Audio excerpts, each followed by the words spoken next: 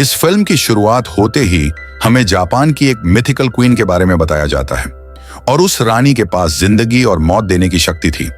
वह जिसे भी टच किया करती उसकी डेथ हो जाया करती थी। इसीलिए वहां उस जगह के जनरल ने उस रानी को कहीं बहुत दूर पहाड़ों में जाकर दफना दिया ताकि उसकी यह शैतानी शक्तियां और ज्यादा ना फैलें। लेकिन बाद में एक आर्कियोलॉजिस्ट रिचर्ड ने उसे ढूंढना शुरू कर दिया और उस आर्कियोलॉजिस्ट के सिर पर इतना जुनून सवार हो गया कि वह अपनी फैमिली की भी परवाह नहीं करता। रिचर्ड की एक छोटी बेटी भी थी लारा, और उसने इसकी परवाह भी नहीं की। इसके बाद हमें लारा को दिखाया गया जो कि अब जवान हो गई है और एक बॉक्सर बन गई थी। साथ ही रिंग का मालिक लारा से आकर कहता है कि तुम्हारी सदस्यता की फीस अभी भी बाकी है। यहाँ पर हमें लारा की कहानी के बारे में पता चलता है, जहां पर कि लारा के पिता रिचर्ड जो कि उस रानी की तलाश में निकले थे वो कभी वापस आए ही नहीं, जिसके बाद यहाँ की गवर्नमेंट ने यह अनाउंस कर दिया कि वह मर चुके हैं। हालांकि लारा के पास पैसों की कोई कमी नहीं थी क्योंकि उसके फादर ने अपने पीछे बहुत प्रॉपर्टी छोड़ी थी, लेकिन लारा इस बात को मानने के लिए तैयार ही नहीं थी कि उसके फादर की डेथ हो गई है। हालांकि उसकी बिजनेस पार्टनर भी बार बार उसे समझाती, लेकिन लारा बावजूद इसके भी प्रॉपर्टी पेपर्स साइन करने से इनकार कर दिया करती क्योंकि लारा को अभी भी लगता था कि उसके फादर जिंदा हैं। लेकिन आखिरकार उसकी बिजनेस पार्टनर अंत में लारा को साइन करने के लिए मना ही लेती है क्योंकि अगर वह ऐसा ना करती तो उसकी यह सारी प्रॉपर्टी ऑक्शन में चली जाती। और इसी दौरान उसे यह भी पता चलता है कि उसके फादर ने उसके लिए एक जापानीज पजल भी छोड़ा है। लारा उस पजल को तुरंत ही सॉल्व कर लेती है और ऐसा करने पर उसे उसके अंदर से एक सीक्रेट नोट मिलता है। जब वह यह नोट पढ़ती है तो वह अपने दिमाग का इस्तेमाल करते हुए उसमें लिखी जगह पर पहुंच जाती है और यह जगह उसके फादर का टूम था जो कि एक पहेली के रूप में उसने लिख रखा था। जब वह अंदर जाती है और अपने फादर के नेम के फर्स्ट लेटर को दबाती है और जो चाबी उसे उसमें मिली थी वह उसमें लगाती है तो एक गुफा का डोर ओपन हो जाता है। यहां आकर उसे पता चलता है कि उसके फादर अपना ज्यादातर समय इसी जगह पर बिताया करते थे। वहीं पर लारा को एक कैमरा भी मिलता है जिसमें उसके फादर का एक रिकॉर्डेड मैसेज था। जब लारा उस वीडियो को देखती है तो उसमें उसके फादर बताते हैं कि मैं यह साबित करने के लिए बाहर निकला कि सुपरनैचुरल शक्तियां होती हैं। इसी बीच मुझे जापान की रानी के बारे में पता लगा और मैं उसे ढूंढने के लिए निकल पड़ा क्योंकि तुम्हारी मां के खोने के बाद मैं बहुत ज्यादा सदमे में था और अपनी टेंशन दूर करने के लिए मैं उस रानी के टूम को ढूंढने गया था ताकि मैं तुम्हारी मां को आत्माओं की दुनिया से वापस ला सकूं। लेकिन अब तुम्हें मेरा यह काम करना होगा। उस रानी से रिलेटेड जितनी भी जानकारी है वह सब तुम्हें डिस्ट्रॉय करनी होगी ताकि उसकी कोई भी काम की जानकारी किसी गलत आदमी के हाथों में ना लग जाए। अब लारा ये मैसेज सुनने के बाद चारों तरफ चीजों का मुआयना करने लगती है।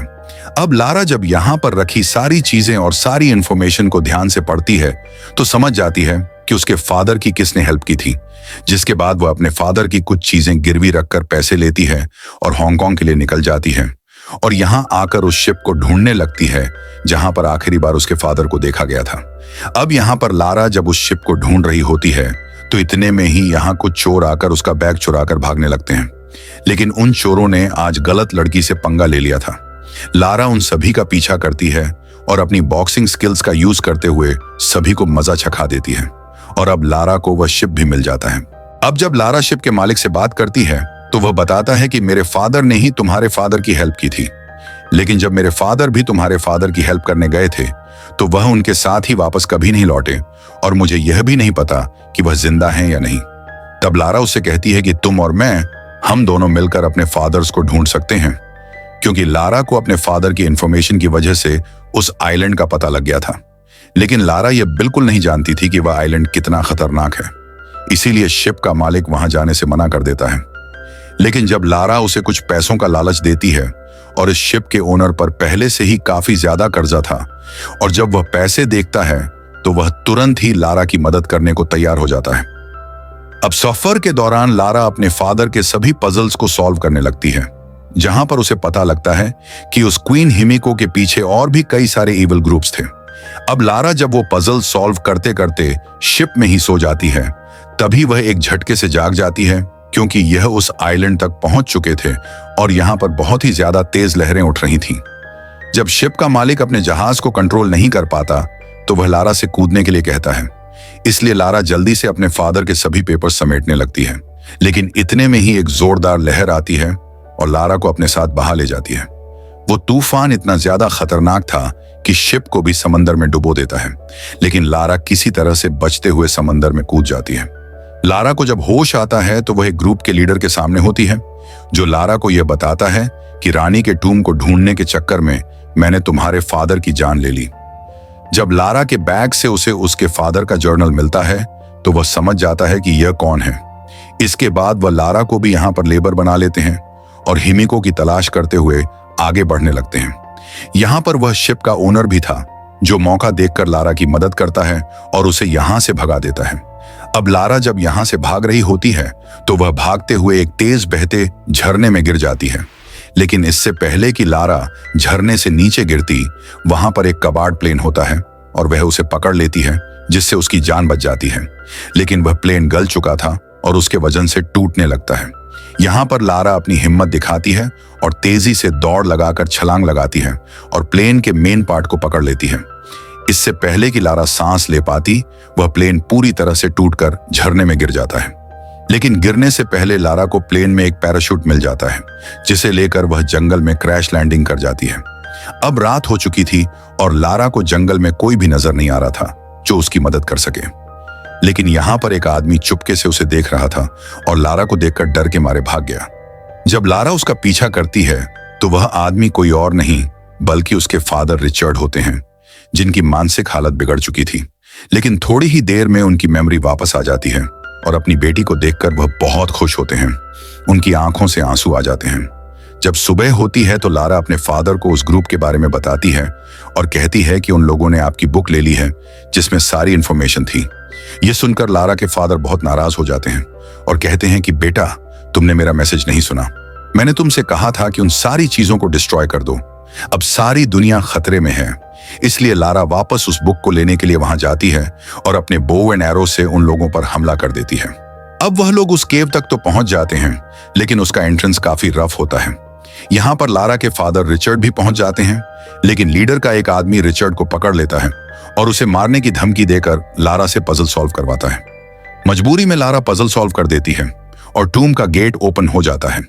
इसके बाद सभी लोग अंदर चले जाते हैं, लेकिन यहां पर उनका एक गलत कदम एक आदमी की जान ले लेता है। वहां एक गहरी खाई होती है जहां बहुत सारे स्केलेटन्स पड़े होते हैं। ये देखकर सभी शॉक हो जाते हैं। तभी उन्हें वॉल पर एक और पजल दिखाई देता है। तभी केव का दरवाजा अपने आप बंद हो जाता है और जमीन खिसकने लगती है। लारा गिरते गिरते बचती है और समझ जाती है कि यही पजल बाहर निकलने का रास्ता है।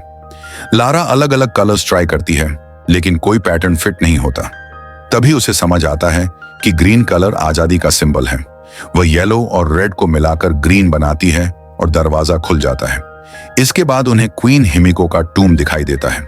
जब टूम खोला जाता है तो पहले वह रानी एक नॉर्मल इंसान जैसी लगती है, लेकिन देखते ही देखते स्केलेटन में बदल जाती है।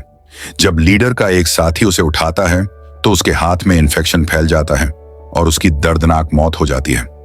लारा समझ जाती है कि यह रानी कोई जादूगरनी नहीं थी, बल्कि उसे एक डेथली इन्फेक्शन था। इसलिए उसने खुद को सेक्रीफाइस कर दिया था ताकि यह वायरस पूरी दुनिया में न फैले। रिचर्ड और लारा लीडर को समझाते हैं कि इसे यहां से नहीं ले जाना चाहिए, लेकिन वह नहीं मानता और रानी की एक उंगली काट लेता है।